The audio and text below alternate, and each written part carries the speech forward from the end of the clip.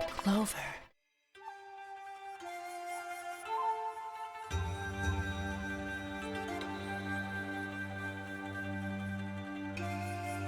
Legends tell of an ancient beast with 8 heads that devoured all that stood before it.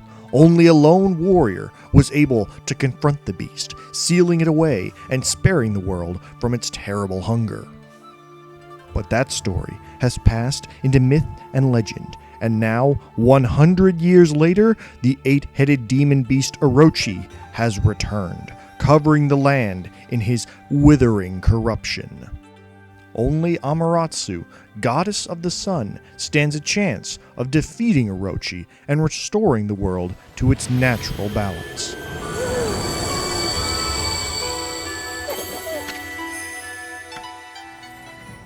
Okami is an action-adventure game where you take the role of Amaterasu, the goddess of the sun.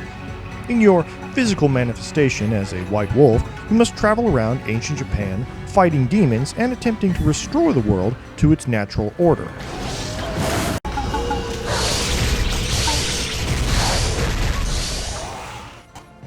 Now, most of the time, restoring balance will require fighting monsters.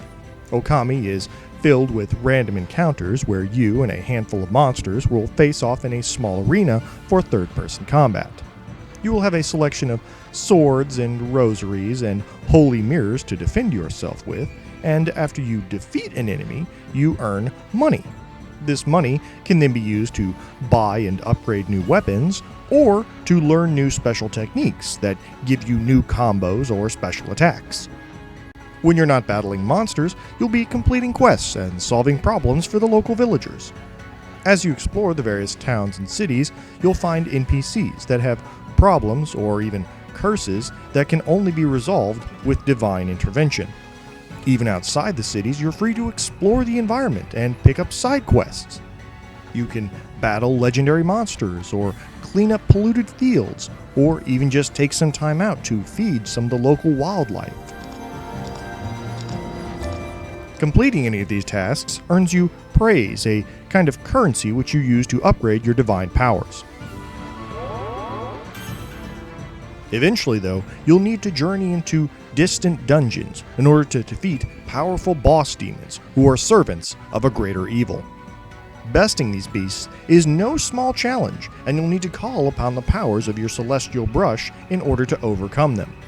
Now, the Celestial Brush is one of the signature features of the Okami game, and honestly one of the best innovations of its entire generation.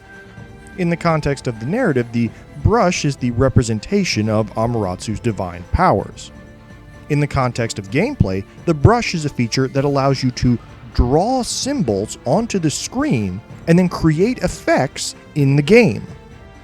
For example, one of your first abilities is a power slash type move, where you can draw a line on the screen and anything that line intersects is cut in half. And almost intuitively, you can recognize the applications for this in combat and exploration and even problem solving.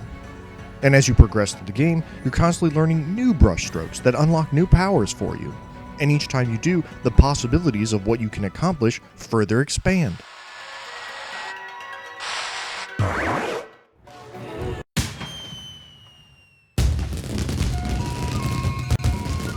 It is an incredibly creative game mechanic. But what's even better is how the creativity permeates into the rest of the game. The Celestial Brush isn't some one-off ability that you just use during combat and minigames. No, instead you'll use it at pretty much every level of the game.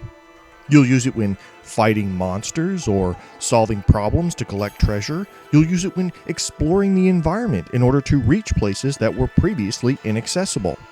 The Celestial Brush even fits in within the context of the game's aesthetics. Oh, and by the way, the game does look fantastic.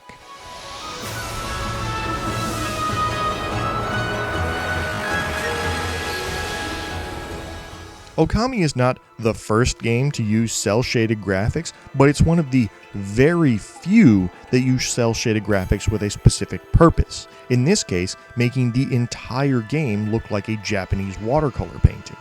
And as you can see, the effect is dramatically appropriate.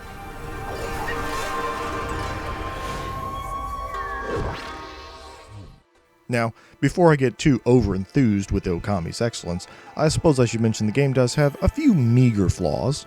For instance, instead of voices, characters have little repeating melodies that get played whenever their text is on screen. And I get it, it's a quick and dirty way of getting past voice acting, but at the same time, listening to this for 10 minutes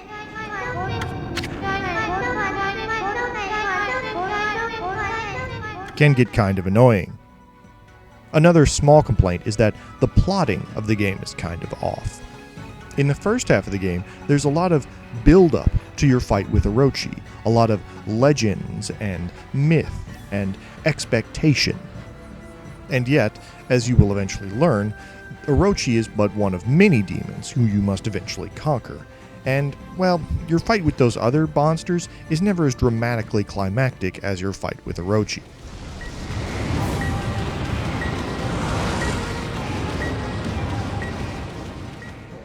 Still, despite what I've said, there's nothing wrong with the design, there's nothing wrong with the core gameplay, there's nothing here that's going to sour your experience, and it is an excellent experience. It's one of the most creative action-adventure games I've ever played, and one where the creativity actually expands the gameplay in new and interesting ways. Okami gets 4 out of 4 stars from me, and my glowing recommendation. If you like action-adventure games, then definitely play this one. Alright, thanks for listening. Now it's time to shine like the sun and howl at the moon.